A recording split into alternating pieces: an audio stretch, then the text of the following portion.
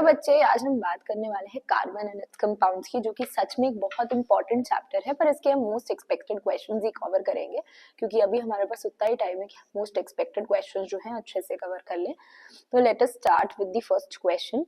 और हाँ, इसका पीडीएफ आपको हमारे टेलीग्राम चैनल पे मिल जाएगा, मैं लिंक डाल दूंगी। और इलेक्ट्रिसिटी का पीडीएफ मैं वहीं डाल दूंगी। इलेक्ट्रिसिटी का ऑलरेडी हम यहाँ पे बात कर चुके हैं, और आज हम ये सेकेंड चैप्टर ले रहे हैं। और मैं बहुत सारे ऐसे मोस्ट एक्सपेक्टेड क्वेश्चन जो हैं कल तक कवर करने की कोशिश करूंगी। तो ठीक है, मोस्ट एक्सपेक्टेड क्वेश्चन में जो हमारे पास फर्स्ट क्वेश्चन यहाँ का आ रहा है, वो कहता है general formula for alkyne is. Alkyne का जनरल फॉर्मूला क्या होगा? देखिए, एल्काइन वो होता है जिसमें हमारे पास कार्बन कार्बन ट्रिपल बॉन्ड मिलता है। एल्काइन इज जिसमें हमारे पास कार्बन कार्बन ट्रिपल बॉन्ड है, CC ट्रिपल बॉन्ड। तो मैंने यहाँ पे की पॉइंट्स भी लिखे हुए हैं। की पॉइंट्स में मैंने यहाँ मेंशन किया है कि CnH2n, जैसे हमारे पास यहाँ CnH2n है, CnH2n, तो CnH2n हमारे पास यहाँ सिंगल बॉन्ड लिखा है। तो सिंगल बॉन्ड मतलब ये कार्बन कार्बन अगर सिंगल बॉन्ड हो तो उसका जनरल फॉर्मूला है CnH2n plus 2। It is general formula for alkanes. It is general formula alkanes का, right. So this is the general formula for alkanes. अगर मैं बात करूं CnH2n की, तो this is the general formula for alkenes. And यहाँ पे अगर ट्रिपल बॉन्ड हो गया तो यहाँ CC ट्रिपल बॉन्ड होगा, तो this is the general formula for alkynes. Next question, among the following, ये क्वेश्चन हमें कहता है एल्कीन इनमें से कौन सा है। फ्रॉम द ऑप्शंस गिवन, इनमें से हमें एल्कीन सेलेक्ट करना है। एल्कीन वो होता है जिसमें कार्बन कार्बन डबल बॉन्ड मिलता है। तो यहाँ पे अगर मैं फर्स्ट वाला देखूं तो उसमें भी नहीं है।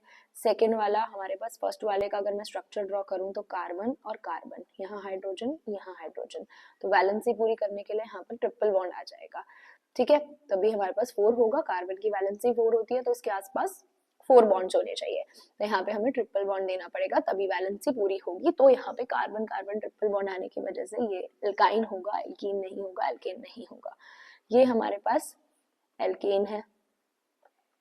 अगर मैं ये लास्ट वाला देखूं C3H6, C3H6 का अगर मैं स्ट्रक्चर बनाती हूँ फॉर एग्जाम्पल, तो हमारे पास क्या बनेगा C3।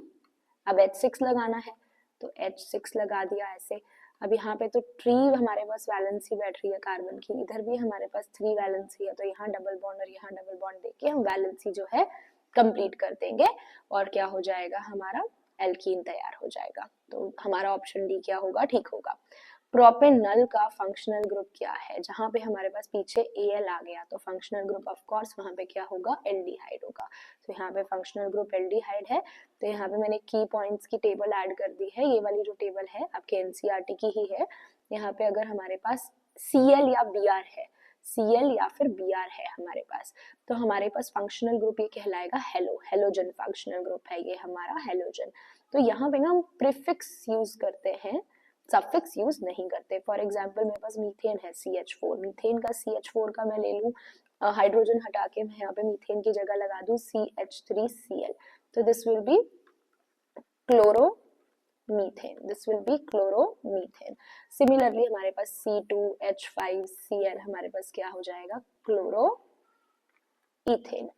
तो ये हमारे पास इस तरीके से आ जाएंगे। अगर तो मैं हेलो ग्रुप लगाती हूँ तो प्रीफिक्स मतलब नाम से पहले क्लोरो, नाम से पहले क्लोरो आ रहा है। इसी तरीके से ब्रोमो और आइडो के केस में भी नाम से पहले ही आएगा। अगर मैं ऑक्सीजन ले लेती हूँ, ऑक्सीजन के केस में हमारे पास अल्कोहल आ सकता है, एल्डिहाइड आ सकता है, कीटोन आ सकता है, कार्बोक्सिलिक आ सकता है, कार्बोक्सिलिक एसिड। अल्कोहल का फंक्शनल ग्रुप हमारे पास OH होता है, एल्डिहाइड इज CHO, ऑलरेडी इसमें कार्बन है। और उसके बाद कीटोन का फंक्शनल ग्रुप CO, यहाँ से भी लिंकेज, यहाँ से भी लिंकेज, इसका COOH, तो यहाँ से हमारी लिंकेज होगी। आगे जैसे क्वेश्चंस में बढ़ेंगे मैं आपको बता दूंगी। Name of acetic acid, acetic acid को बच्चे हम कहते हैं ethanoic acid.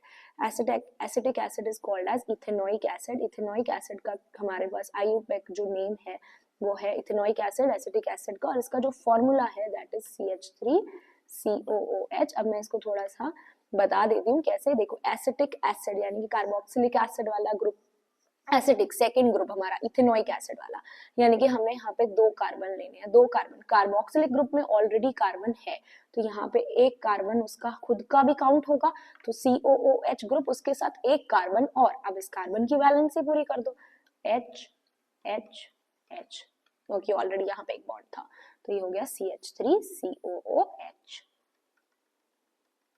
Next is homologous series in the following.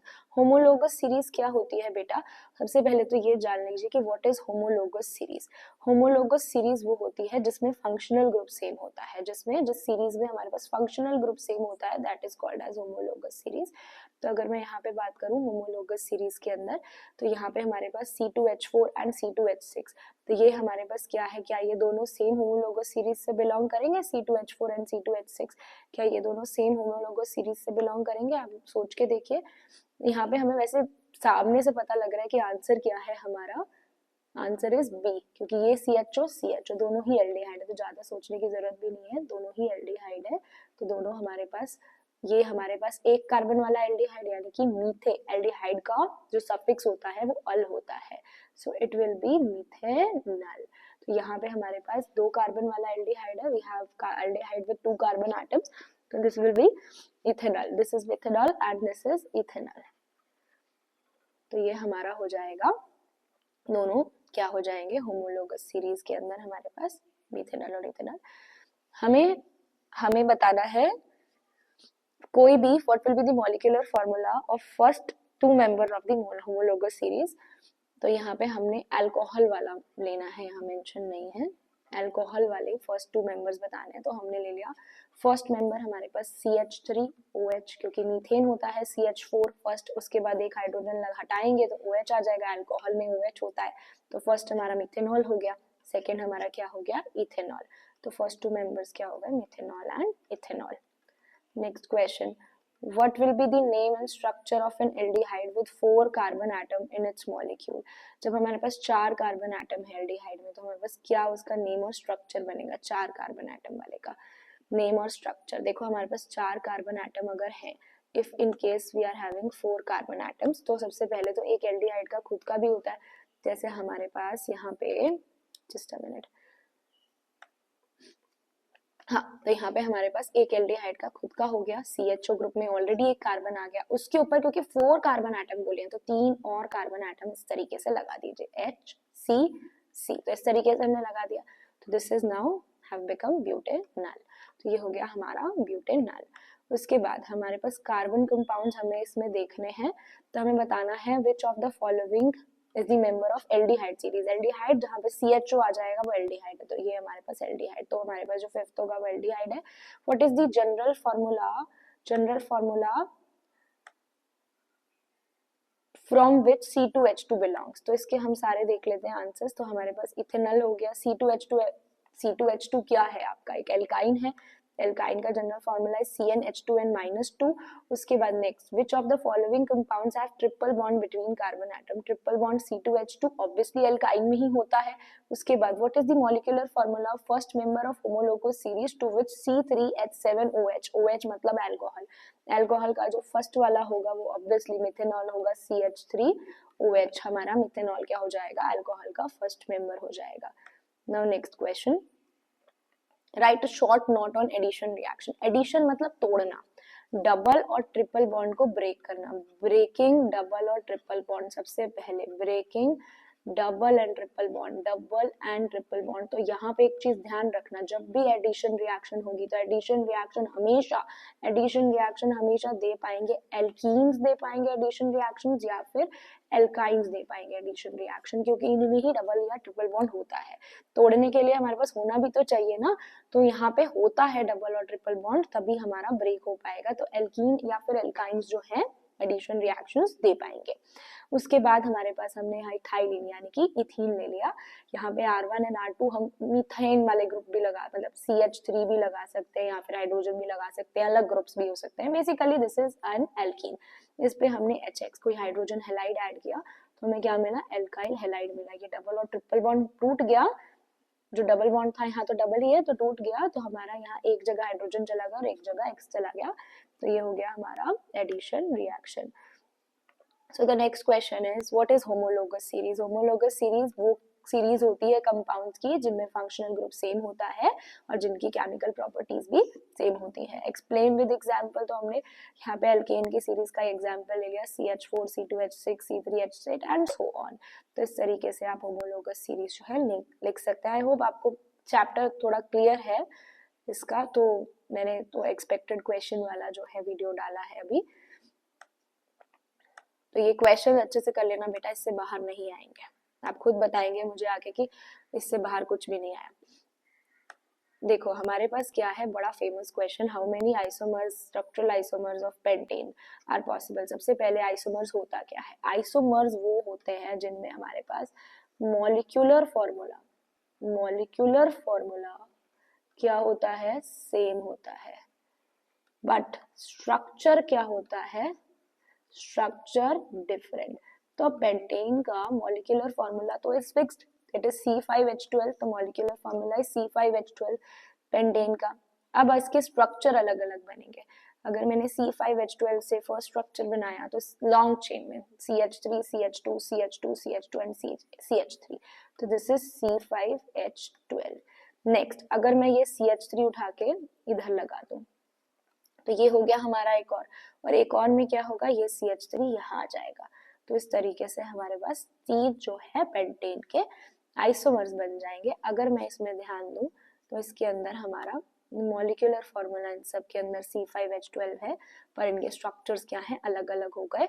अगर मैं ये यहाँ लगा दूं तो देखो इस तरीके से हो जाएगा ना, पर अगर मैं ये यहाँ लेके आऊं, जैसे ये यहाँ लेके आई हूँ, देखो अगर मैं ऐसे बनाऊं structure CH3 CH3 CH2 CH3, तो यहाँ पर अगर CH3 आए या यहाँ से आए तो यहाँ से भी वो सेकंड पोजीशन पे आ रहा है और यहाँ से भी वो सेकंड पोजीशन पे आ रहा है, तो ये तो सेम हो जाएंगे। पर अगर मैं इसको भी यहाँ ले आऊं इसके साथ साथ तो वो अलग था। तो इस तरीके से हमारे पास 3 जो है स्ट्रक्चर यहाँ पे बन गए। Next, what are two properties of carbon which leads to huge number of carbon and its compounds which we see around us। Carbon की ऐसी प्रॉपर्टीज जिसकी वजह से हम इतने सारे कार्बन के कंपाउंड्स देखते हैं। एक तो कार्बन टेट्रावैलेंट है, मींस इसकी 4 वैलेंसी है, means carbon has 4 valency. Carbon की टेट्रावैलेंसी का मतलब है मींस इट हैज 4 वैलेंसी। और उसके बाद कार्बन कैटिनेशन भी शो करता है। कार्बन शोज कैटिनेशन, कैटिनेशन का मतलब है सेल्फ लिंकिंग प्रॉपर्टी। कार्बन खुद से ही सेल्फ लिंक हो जाता है, इस वजह से कार्बन के बहुत सारे कंपाउंड्स जो है हमें देखने को मिलते हैं। That is fine. Next question आ रहा है वो है electron dot structure of cyclopentane. देखिएगा इलेक्ट्रॉन डॉट स्ट्रक्चर को ड्रॉ करने का हमारा मेन मेथड जो है वो ये है कि हम उसका पहले जो है ऐसा स्ट्रक्चर बना ले। तो cyclo means cyclic compounds, pentane हमारा 5 मेंबर्ड रिंग है, तो इस तरीके का हमारा पेंटेन बनेगा, पेंटागन टाइप। तो यहाँ पे कार्बन, यहाँ कार्बन, यहाँ कार्बन, यहाँ कार्बन, यहाँ कार्बन, और उसके बाद हम उसकी वैलेंसी पूरी कर देंगे। तो ये कार्बन, ये कार्बन, ये कार्बन, ये कार्बन, ये कार्बन। अब जो है हम उस पर हाइड्रोजन लगा देंगे, यहाँ पे 2, क्योंकि यहाँ पे 2 बॉन्ड ऑलरेडी थे। तो इस तरीके से वैलेंसी जो है पूरी हो जाएगी कार्बन की। अब इलेक्ट्रॉन डॉट स्ट्रक्चर, हमें वो वाला स्ट्रक्चर देख के इतना क्लियर हो जाएगा कि कार्बन के साथ हमारे पास कहाँ कहाँ हाइड्रोजन है।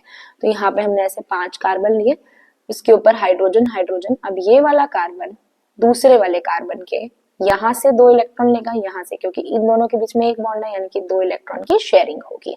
यहाँ पर भी एक बॉन्ड है, यानी कि यहाँ पे 2 इलेक्ट्रॉन की शेयरिंग होगी। यहाँ पे 2 इलेक्ट्रॉन है, 2 इलेक्ट्रॉन की शेयरिंग होगी। और हाइड्रोजन और इसके बीच में भी एक बॉन्ड है, तो यानी कि 2 इलेक्ट्रॉन यहाँ पे भी। तो पूरे सर्कल में हमारे पास 2-2 इलेक्ट्रॉन्स, जहां जहां पे सिंगल बॉन्ड बन रहा है वहां से 2-2 इलेक्ट्रॉन्स हमारे पास आते जाएंगे। और सिमिलरली ये देखिए हमारे पास यहाँ पे, जैसे यहाँ पे हमारे पास 2 इलेक्ट्रॉन्स हैं, यहाँ 2 इलेक्ट्रॉन्स हैं, यहाँ पर 2 इलेक्ट्रॉन्स हैं, यहाँ पर। अब यहाँ पर सिंगल बॉन्ड है, यहाँ सिंगल बॉन्ड है, यहाँ सिंगल बॉन्ड है, यहाँ। तो ये हमारे पास सारा इसकी शेयरिंग में कुछ इस तरीके से आएगा, सिंगल बॉन्ड। ठीक है, अब हमारे पास या हाइड्रोजन है, हाइड्रोजन जो है हमारे कैसे इलेक्ट्रॉन्स लेगा, क्योंकि वो कार्बन के साथ सिंगल बॉन्ड से कनेक्टेड है, तो वैसे इलेक्ट्रॉन्स कार्बन के साथ ले लेगा। तो इस तरीके से हम ये कनेक्टेड स्ट्रक्चर बनाएंगे, तो हमारा क्या बन जाएगा? साइक्लोपेंटेन का स्ट्रक्चर जो है बन जाएगा। तो ऐसे इलेक्ट्रॉन डॉट स्ट्रक्चर्स छोड़ के नहीं जाने हैं, ये अच्छे से पढ़ के जाने हैं, राइट। उसके बाद हमारे पास आता है electron dot structure of ethanoic acid, bromopentane, ब्यूट, यहाँ पे ओनली स्ट्रक्चर्स पूछे गए हैं। Ethanoic acid, ethanoic acid means ethanoic second, ethane second member यानी कि 2 कार्बन। ओइक एसिड है, कार्बोक्सिलिक में खुद का ही COOH ग्रुप है। अब हम यहाँ पे CH3COOH ऐसे बना देंगे। ब्रोमोपेंटेन, ब्रोमोपेंटेन हमारे पास पेंटेन के साथ ब्रोमो ग्रुप लगा देंगे तो वो हमारे पास क्या हो जाएगा, ब्रोमोपेंटेन हो जाएगा। पेंटेन के साथ अगर हम Br ग्रुप लगा देंगे so that will be bromopentane. ये हमारा ब्रोमोपेंटेन हो गया, पेंटेन के साथ हमने Br ग्रुप लगा दिया। This is our bromopentane. Butanone, अब हमारे पास ब्यूटेनॉन, ओन बताता है कि कीटोन ग्रुप है, कीटोन हमारे पास CO ग्रुप होता है, यहाँ पे लिंकेज, यहाँ पे लिंकेज, CH3।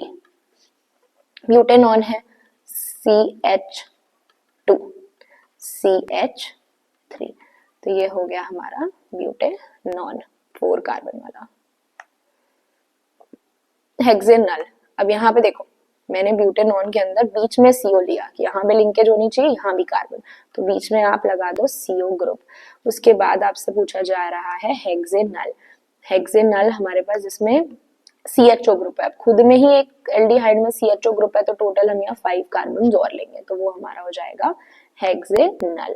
अब यहाँ पे इनकी नेमिंग आ रही है, इसको नेम कैसे करोगे, CH3 CH2 Br को हम कैसे नेम करेंगे, ब्रोमो इथेन, इसको क्या बोलेंगे हम, मीथेनल।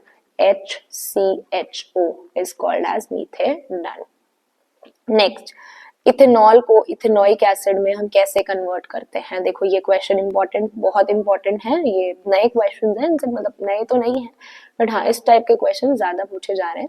इथेनॉल को इथेनॉइक एसिड में हम कन्वर्ट करते हैं तो हम एक ऑक्सीडाइजिंग एजेंट, यहाँ पे ऑक्सीडेशन रिएक्शन है, ये है oxidising agent, this is oxidising agent and this is an oxidation reaction. Oxidising agent मतलब जो खुद ऑक्सीडेशन करवा रहा है। CH3CH2OH तो किस में कन्वर्ट हो गया, CH3COOH। अब ये ऑक्सीडेशन रिएक्शन क्यों है, अगर हम ध्यान दें इथेनॉल टू इथेनॉइक एसिड में हाइड्रोजन का रिमूवल हो रहा है और यहाँ पे देखो एक हाइड्रोजन यहाँ से रिमूव हो रहा है, एडिशन ऑफ ऑक्सीजन हो रहा है, तो ये एक ऑक्सीडेशन रिएक्शन। तो इस तरीके से भी क्वेश्चन पूछा जाता है कि why ethanol to ethanoic acid जो कन्वर्जन है वो एक ऑक्सीडेशन रिएक्शन है, या फिर इसका कैटलिस्ट पूछ लेंगे जिसके थ्रू ये रिएक्शन हो रहा है, रिएजेंट पूछ लेंगे, या फिर पूछ लेंगे कि ये कन्वर्ट करके दिखाओ, तो कोई किसी भी वे में ऐसा क्वेश्चन जो है पूछा जा सकता है, पेपर में आपको जरूर पूछा जा सकता है। और ये question again very important, numbering पे ध्यान मत दीजिएगा, वन नंबरिंग थोड़ी सी ऊपर नीचे। Oxygen and ethine are burnt for welding. Can you tell why this mixture of ethine and air is not used? Oxygen ही क्यों यूज किया, देखो ethyne first of all unsaturated hydrocarbons है जो कि येलो फ्लेम से बर्न होते हैं, जैसे कि हम तेल के दिए जलाते हैं तो येलो फ्लेम वाले होते हैं। Unsaturated hydrocarbons Burns with yellow flame, जिसमें लाइट ज्यादा होती है और हीट कम होती है, लाइट ज्यादा होती है हीट कम होती है, क्योंकि लाइट ज्यादा है येलो कलर में पर हीट उतनी नहीं होगी। और जो हम गैस स्टोव यूज करते हैं उसमें ब्लू कलर का फ्लेम होता है जो कि सैचुरेटेड हाइड्रोकार्बन की वजह से होता है, जिसमें लाइट तो कम है पर हीट जो है हमारी ज्यादा है। सैचुरेटेड में हमारी हीट ज्यादा है, अनसैचुरेटेड में हमारी हीट कम है। तो हमारे पास जब इथाइन को हम प्रेजेंस ऑफ ऑक्सीजन में बर्न करते हैं तो ऑक्सीजन की प्रेजेंस में हमारे पास हीट ज्यादा प्रोड्यूस होगी, इस वजह से वो वेल्डिंग के लिए यूज किया जा सकता है। एज कम्पेयर टू इथाइन को अगर आप ऑक्सीजन, लैक ऑफ ऑक्सीजन में बर्न कर रहे हो तो हमें वहां पे हीट कम प्रोड्यूस होगी, तो वेल्डिंग अच्छे से नहीं होगी। Ethane with molecular formula C2H6 have how many covalent bond? सबसे पहले तो कोवेलेंट बॉन्ड आप लोगों को पता ही है कि क्या होता है, what is covalent bond. Covalent bond वो बॉन्ड होता है जो कि किससे बनता है, शेयरिंग ऑफ इलेक्ट्रॉन से। शेयरिंग ऑफ इलेक्ट्रॉन से जो बॉन्ड बनता है वो कोवेलेंट, कार्बन और हाइड्रोजन में कोवेलेंट बॉन्ड ही बनेगा। तो यहाँ पे हमने C2H6 का स्ट्रक्चर बना लिया, यहाँ पे 1 2 3 4 5 6 7 कोवेलेंट बॉन्ड्स हैं in total. So the next question is, while cooking, if bottom of the vessel is getting blackened on outside, it means what? If it is getting blackened from outside, it means that fuel is not burning completely. अब जैसे कि हमारे पास gas होती है। Gas क्या होती है, अगर ब्लैक हो जाए, उसके होल्स बंद हो जाए, तो हम कहेंगे कि फ्यूल कंप्लीटली बर्न नहीं हो रहा, हमारे अच्छे से खाना कुक नहीं होता, क्योंकि वो क्या है, हमारे पास इनकम्प्लीट कंबशन है, that is incomplete combustion reaction, मतलब फ्यूल हमारा पूरी तरह बर्न नहीं होगा। क्यों? बिकॉज हमारे पास लैक ऑफ ऑक्सीजन है। बर्निंग प्रोसेस के अंदर हमें ऑक्सीजन का अमाउंट अच्छे से हमारे पास होना चाहिए, because of the presence of less oxygen हमारा जो फ्यूल है वो कंप्लीटली बर्न नहीं है, इसलिए bottom of the vessel is getting black and. तो नेक्स्ट क्वेश्चन इसके बाद जो हमारा आ रहा है बच्चे, that question is draw electron dot structure of ethanoic acid. जैसे कि हमने साइक्लोपेंटेन के केस में डिस्कस किया, इलेक्ट्रॉन डॉट स्ट्रक्चर बच्चे आपका जब भी आता है, उससे पहले इलेक्ट्रॉन डॉट स्ट्रक्चर से पहले आप उसका नॉर्मल स्ट्रक्चर बना लीजिए, so it will be very easy for you to draw electron dot structure after that. For example हमारे पास इथेनॉइक एसिड है, तो हम इसको पहले लिख लेते हैं CH3 like this, CH2, COOH। तो यहाँ पे हमारे पास जहां जहां सिंगल बॉन्ड है वहां पे है presence of 2 electrons. For example 2 electrons are present here, 2 electrons are present here. यहीं से ही आपको इलेक्ट्रॉन डॉट स्ट्रक्चर बना के दिखाऊंगी। 2 electrons are present here, 2 electrons are present, 2 electrons are present, 2 electrons are present, 2 electrons, क्योंकि यहाँ पे डबल बॉन्ड है, 4 इलेक्ट्रॉन्स, 4 इलेक्ट्रॉन्स, 2 इलेक्ट्रॉन्स, और यहाँ पर भी दोनों के बीच में 2 इलेक्ट्रॉन्स। अब कार्बन को 8 इलेक्ट्रॉन्स पूरे करने हैं, वो इस तरीके से कर लेगा। इस कार्बन को भी पूरे करने हैं और इसके साथ सिंगल बॉन्ड है, तो शेयरिंग में 2 चाहिए, तो ये ऐसे कर लेगा। अब हाइड्रोजन को तो डुप्लेट ही पूरा करना होता है, ऐसे ऐसे। ये बॉन्ड्स नहीं दिखाने हैं आपको पेपर में, आपको सिर्फ इलेक्ट्रॉन डॉट स्ट्रक्चर में इलेक्ट्रॉन ही दिखाने हैं। चाहे आप रफ में पहले बना के देख लीजिए पेंसिल से, और फिर जो है फेयर कर दीजिए। अब ये वाला कार्बन है 1 2 3 4 5 6 7 8, इसने पूरे के पूरे 8 ले लिया। ऑक्सीजन के साथ देखेंगे इसके पास 4 इलेक्ट्रॉन आ रहे हैं शेयरिंग में, तो डबल बॉन्ड। अब ऑक्सीजन के पास 4 ये हैं, 4 इसके ऊपर एक्स्ट्रा बचे हुए होंगे, तभी तो 8 हो रहे होंगे। ठीक है, तो इस तरीके से ये वाला हाइड्रोजन इस वाले ऑक्सीजन से ले लेता है, ये वाला ऑक्सीजन ये सारे ले लेता है। अब इसके ऊपर भी 4 एक्स्ट्रा जरूर होंगे, तभी तो इसका ऑक्टेट पूरा होगा। तो इस तरीके से आप रफ में बना के देख सकते हैं, ताकि आपको आसानी रहे, वो मुश्किल ना हो ऐसा स्ट्रक्चर बनाने में। उसके बाद कुछ की पॉइंट्स के अंदर हमारे पास आता है addition reaction is only for alkenes and alkynes. जैसा कि मैंने आपको बताया था, एडिशन रिएक्शन में डबल बॉन्ड या फिर ट्रिपल बॉन्ड, इनमें से कोई भी बॉन्ड, डबल बॉन्ड या ट्रिपल बॉन्ड क्या होता है, ब्रेक होता है। तो ये अगर ब्रेक हो रहा है, तो इसको ब्रेक होने के लिए ये बॉन्ड होना भी तो चाहिए, तभी तो ब्रेक होगा।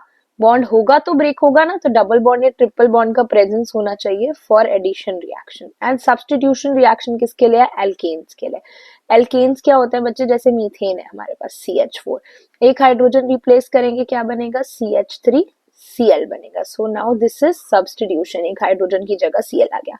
पर डबल बॉन्ड या ट्रिपल बॉन्ड हो तो हमारे पास ये Cl लगाना इज वेरी डिफिकल्ट, क्योंकि डबल बॉन्ड और ट्रिपल बॉन्ड के केस में रिएक्शन करना इज डिफिकल्ट। तो substitution reaction is only for alkanes. Test used to distinguish between saturated and unsaturated hydrocarbon। तो ये टेस्ट वेस्ट सब कुछ डाल दिया A to Z, मतलब कुछ भी ऐसा नहीं है जो मैंने छोड़ा हो इस पीडीएफ के अंदर, क्योंकि कार्बन एंड इट्स कंपाउंड्स में बच्चों को बहुत ज्यादा डाउट रहते हैं। तो मैंने सोचा लास्ट में अगर आप ये पीडीएफ पढ़ लेंगे, ये वीडियो देख लेंगे और इसका पीडीएफ देख लेंगे, तो मुझे लगता नहीं इस चैप्टर से आपको क्वेश्चन छूटेगा। तो अगर कोई अनसैचुरेटेड कंपाउंड है, यानी कि डबल या ट्रिपल बॉन्ड है, तो वो क्या देता है? ब्रोमीन वाटर टेस्ट देता है। ब्रोमीन वाटर टेस्ट के अंदर क्या होता है? हमने ब्रोमीन वाटर डाला एल्कीन पे, फॉर एग्जांपल, कलर डिसअपियर हो जाएगा ब्रोमीन वाटर का, क्योंकि वो क्या होगा? एल्कीन टूट के क्या हो जाएगा? सिंगल बॉन्ड वाला हमारे पास कंपाउंड बन जाएगा और वो कलर डिसअपियर हो जाएगा। पर ये addition reaction, actually this is an addition reaction of bromine, पर ये वाली reaction is not given by alkane. Alkane नहीं देता, no addition reaction in case of alkane. तो ये सिर्फ एल्कीन और एल्काइन देते हैं।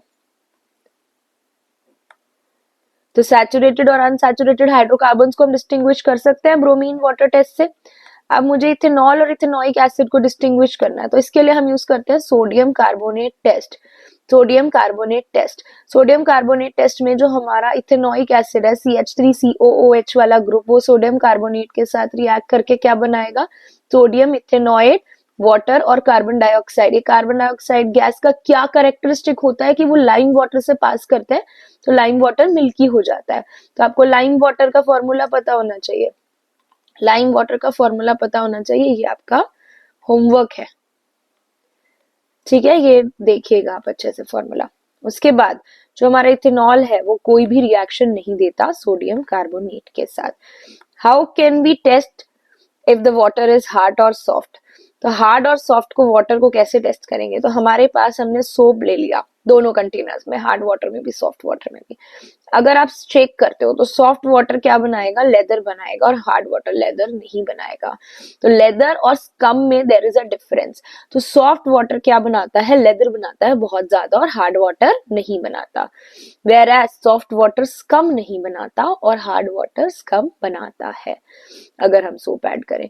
तो क्लिनजिंग एक्शन ऑफ सोप खुद में ही एक बहुत बहुत बहुत इंपॉर्टेंट टॉपिक है, very very important topic it is. तो कहता है when soap is dissolved in water, soap के ना दो पार्ट्स होते हैं, soap is having two parts, one is hydrophobic, तो इसका जो हाइड्रोफोबिक एंड होता है ना, पानी में डालते ही वो डर्ट के साथ अटैच हो जाता है, जो मैल लगी है हमारे कपड़े पे, ऑयल डर्ट, उसके साथ जाके अटैच हो जाता है। तो उसके बाद इस तरीके से डर्ट के आसपास अरेंजमेंट होता है सोप का, कुछ इस तरीके से।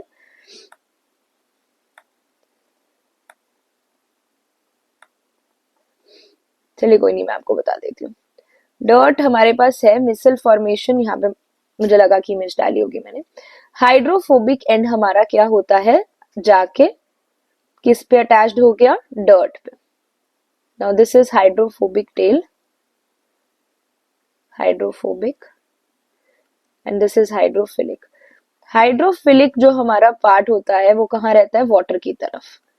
तो एक जर्क प्रोड्यूस होता है, सोप है, उसका दो हमारे पास पार्ट है, एक हाइड्रोफोबिक और एक हाइड्रोफिलिक। तो इस तरीके से हमारा मिसल जो है बन जाएगा दोनों एंड से, लाइक दिस, हाइड्रोफोबिक और हाइड्रोफिलिक पार्ट से। तो यहाँ पे हमारे पास क्या हो रहा है कि सोप का hydrophobic, hydrophobic means phobia, hydro से फोबिया, वाटर से फोबिया, वाटर से फोबिया अगर होगा तो वो किसके पास रहेगा, ऑयल या डर्ट के पास। तो हाइड्रोफोबिक पार्ट रह गया हमारा ऑयल या डर्ट के पास। हाइड्रोफिलिक पार्ट हमारा सोप का, फिलिक मत मींस लविंग, हाइड्रो लविंग, यानी कि water loving part, obviously water के साथ, अब वाटर अपनी तरफ खींचेगा उस पार्ट को, तो खिंचाव होते ही वो डर्ट साथ ही आ जाएगी बाहर। तो इस तरीके से हमारे पास क्या होता है, missile का formation and trap the dirt at the center of the cluster. The missiles remain suspended in the water. इस तरीके से बहुत सारे हमारे पास various missiles present in water do not come together. हमारे पास एक मिसल दूसरे मिसल को क्या करता है, रिपेल करता है, और डस्ट पार्टिकल क्या होता है, मिसल में ट्रैप ही हो जाता है। तो मिसल का जो फॉर्मेशन है इस तरीके से होता है। This is cleansing action of soap. तो यहाँ से हम जो है इस तरीके से जो है क्लीन करते हैं, हमारे जो क्लोथ्स होते हैं उसके ऊपर जो भी इम्प्यूरिटीज होती हैं वो इस तरीके से जो है क्लीन की जा सकती हैं बड़ी इजीली, राइट। तो अब हम जो है क्लींजिंग एक्शन ऑफ सोप देख चुके हैं। अब हम देखेंगे नेक्स्ट पॉइंट, जो हमारा नेक्स्ट इसके अंदर टॉपिक है, that is addition reaction. Addition reaction हमने नहीं देखी अभी तक। हाइड्रोजिनेशन रिएक्शन जो हमारी लेफ्ट है यहाँ पे, hydrogenation reaction is again very important, इसके कैटलिस्ट भी इंपॉर्टेंट है, ये रिएक्शन इंपॉर्टेंट है।